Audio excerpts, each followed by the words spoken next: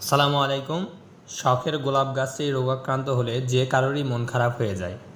এই যে দেখছেন পাতা হলুদ হয়ে গেছে, কুঁকড়িয়ে গেছে, এটির কারণ হলো ইয়েলো মোজাইক রোগ।